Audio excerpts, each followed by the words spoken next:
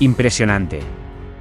Llega la hambruna a Estados Unidos, producto de la crisis que afronta el país del norte debido a las sanciones impuestas contra Rusia. En el país imperialista existen los denominados bancos de alimentos, que son una de las pocas ayudas que proporciona para aquellas familias que se encuentran en crisis económica. Estos bancos de alimentos regados a lo largo de todo el país, comenzaron a colapsar estas últimas semanas con largas filas de gente en busca de alimentos. Vuelven filas a bancos de alimentos por inflación. Las largas filas en los bancos de alimentos de todo Estados Unidos han regresado, debido a que los trabajadores estadounidenses, abrumados por la inflación, requieren asistencia para alimentar a sus familias. Con los precios de la gasolina por los cielos junto con los costos de los comestibles, muchas personas buscan alimentos de calidad por primera vez, y más de ellas lo hacen a pie. La inflación en Estados Unidos está en su punto más alto de los últimos 40 años, y los precios de la gasolina se han disparado desde abril de 2020.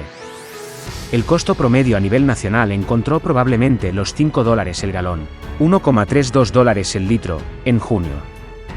El rápido aumento de los alquileres, y el fin de la ayuda federal por el COVID-19 también han pasado factura financiera. Los bancos de alimentos, que comenzaron a ver un cierto alivio cuando la gente volvió al trabajo después de los confinamientos por la pandemia, están pasando apuros para satisfacer las necesidades en las últimas fechas, ya que además los programas federales proporcionan menos alimentos para distribuir.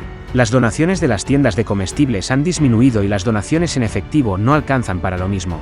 Toumessine John no encontró mucho entre los cientos de familias formadas en varios carriles de automóviles frente al banco de alimentos St. Mary's, en Phoenix. Dijo que su familia nunca había visitado un banco de alimentos porque su marido la había mantenido sin problemas, a ella y a sus 4 hijos con su trabajo en la construcción. Pero ahora es realmente imposible salir adelante sin algo de ayuda, comentó John, que viajó con un vecino para compartir los gastos de gasolina, mientras aguardaban bajo el sol abrasador del desierto en una de las filas de los bancos de alimentos. Los precios son demasiado altos. Jesús Pascual también estaba en la fila. Es una verdadera lucha, dijo Pascual, un conserje que calculó que gasta varios cientos de dólares al mes en alimentos para él, su esposa y sus 5 hijos de entre 11 y 19 años. La misma escena se repite en todo el país, y los trabajadores de los bancos de alimentos prevén que será un verano difícil. El aumento de los precios de los alimentos se produce después de que los gobiernos estatales pusieran fin a las declaraciones de desastre por COVID-19, que permitieran aumentar temporalmente las prestaciones del SNAP, el programa federal de cupones de alimentos que cubre a unos 40 millones de estadounidenses. No parece que vaya a mejorar de la noche a la mañana, dijo Katie Fitzgerald, presidenta y directora de operaciones de la Red Nacional de Bancos de Alimentos Feeding America. La demanda está haciendo que los desafíos de la oferta sean realmente complejos.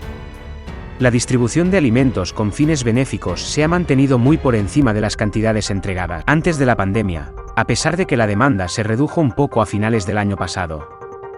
Los responsables de Feeding America afirmaron que los datos oficiales del segundo trimestre no estarán listos, sino hasta agosto, pero que los bancos de alimentos de todo el país les han comentado que la demanda se está disparando.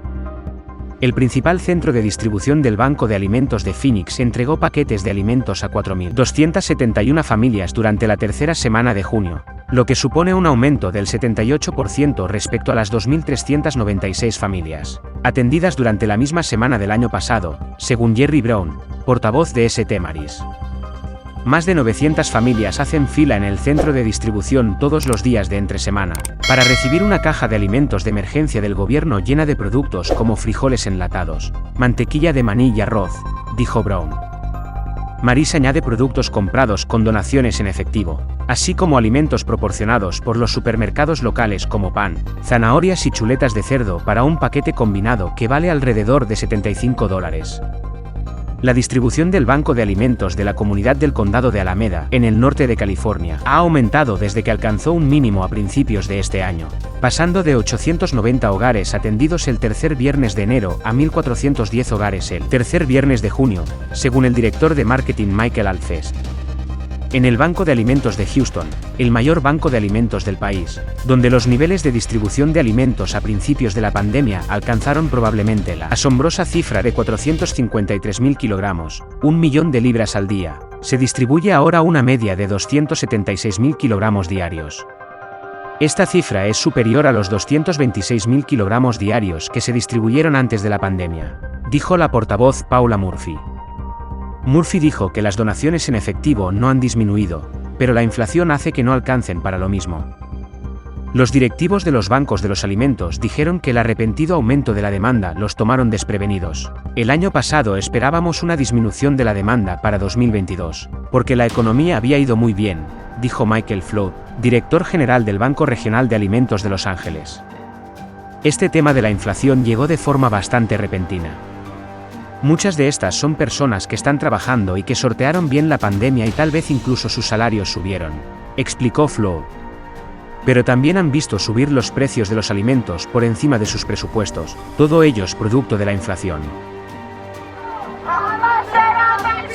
Estas escenas y manifestaciones son ocurrencia frecuente en Washington y otras ciudades. Son expresiones de una sociedad en convulsión, pero también es el espacio en donde la mayor parte de la ciudadanía se encuentra, es decir, en condiciones incongruentes con la imagen del país que las autoridades pretenden mostrar. Cuando yo tenía 14 años, empecé a ayudar a mi mamá al comprar las compras para vender, como son los mangos, sandías y plátanos. Todo está subiendo, como es el aceite, como es el pollo, para hacer todo para vender. Nosotros no ganamos nada, no hay ganancia, es solo para sobrevivir. Al despertarnos a las 5 de la mañana y dormir a las 11 y luego despertarnos nuevamente a las 5 y dormirnos a las 11, no es vida aquí en este país. Como casi cada día, junto a esta joven, colectivos sindicales de trabajadores en Washington, así como numerosas organizaciones, denuncian la incapacidad de las autoridades para otorgar protecciones básicas para los trabajadores y ciudadanos. Algunas familias tienen que madrugar a los mercados comunitarios para poder obtener un poco de alimentación, para poder llegar a la quincena. Entonces, antes de la pandemia, estos trabajadores estaban trabajando 12, 14 horas, pero después de la pandemia todo esto se vino abajo. Mientras la administración de Joe Biden se ha dedicado a giras bélicas y aspiraciones imperialistas a nivel global, lo cierto es que aquí en casa propia la situación es muy distinta.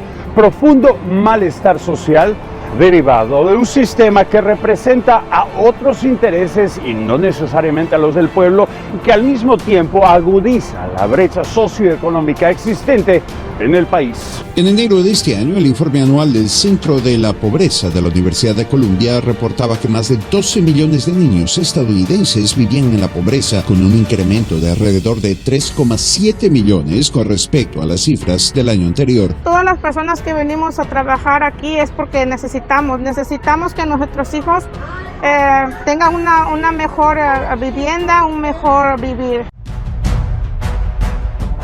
Suscríbete a mi canal para recibir más videos.